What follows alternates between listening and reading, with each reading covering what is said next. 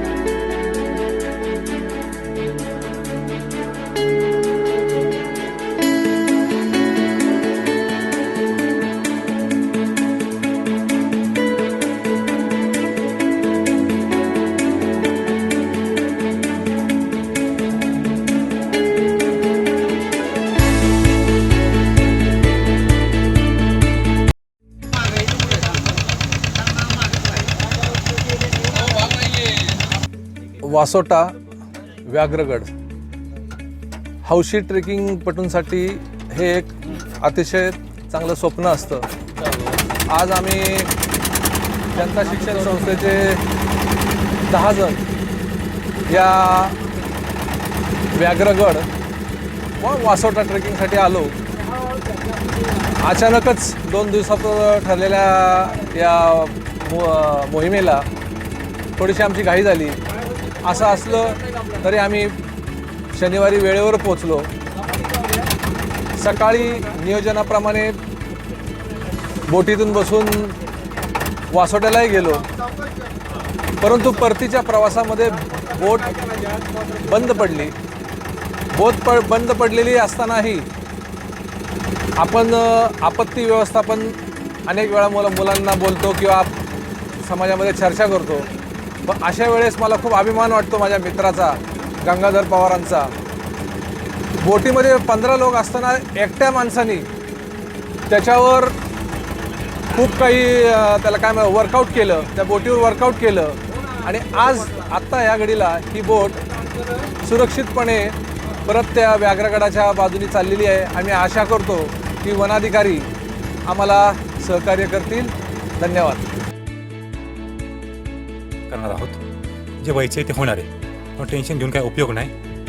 इथं तुमचा संयम दाखवायची तुमची वेळ आहे. आमचा संयम तुटला. कुणी गाव आता संकट तर आलेलं आहे, त्या संकटाला तर सामोरं जावंच लागेल. त्यातून काहीतरी मार्ग काढूया किंवा बामनोलीची पाठीमागून येणारी जी बोट आहे त्या बोटीला रिक्वेस्ट करून आपण जाण्याचा प्रयत्न करूया. नाही, संकट येणं हे आवश्यक आहे किंवा आलेलं आहे, त्याला तोंड देणं हे पण अगदी बरोबर आहे. परंतु आता अशी परिस्थिती आपल्याकडे आहे की आपल्याकडे कुठल्याही मोबाईलला रेंज अजिबात नाही आहे. आपण त्यांना फोन करू शकत ना, त्यांना आपण कोणाशी संपर्क करता येत नाही आपल्याला. त्यामुळं इथं एक तर आपला वरती आकाश आणि खाली पाणी आहे, कोणाकडेही जॅकेट नाही आहे. त्यामुळं तशी जरी आपण तोंड द्यायचं म्हटलं तरी तशी परिस्थिती गंभीरच आहे. त्यामुळं आता आहे हे असे तिला आपण चांगल्या प्रकारे तोंड देणं एवढंच आपल्या हातामध्ये आहे. हौशी ट्रेकर यांच्या इच्छेनुसार काल आम्ही ट्रेकिंगसाठी वासोटा या ठिकाणी गेलो. ट्रेकिंग वगैरे आज छानच झालं, परंतु निघताना थोडा बोटीमध्ये थोडा प्रॉब्लेम निर्माण झाला. परंतु आमचे सहकारी मित्र आम्ही सगळे शिक्षक, आमच्या शिक्षण संस्थेमध्ये कार्यरत असणारे 10 लोक, यामध्ये आमचे परममित्र गंगाधर पवार यांनी थोडंफार या बोट चालकाला मदत करून पुन्हा पाठीमागे बोट नेलेली आहे. जात आहोत आम्ही आता. तिथे गेल्यानंतर त्या ठिकाणी असणारे वन अधिकारी यांच्या सहकार्याने किंवा एखादी बोट आमच्या बोटीला टोचन करून किंवा दुसरी बोट पुन्हा बामनोलीला परतीचा प्रवास करणार आहोत. संकटही येतच राहतात, परंतु संकटांना धैर्याने तोंड देणं हे आमचं कर्तव्य आहे. मुलांना देखील आम्ही हेच सांगतो, परंतु ते वेळ आमच्यावर येईल हे आम्हाला वाटलंही नव्हतं. असो, ठीक आहे, प्रवास सुखकर झाला आहे. थोडं 2 तास लेट होईल, परंतु सुखरूप पोहोचण्याचा आम्ही प्रयत्न करू. धन्यवाद सर.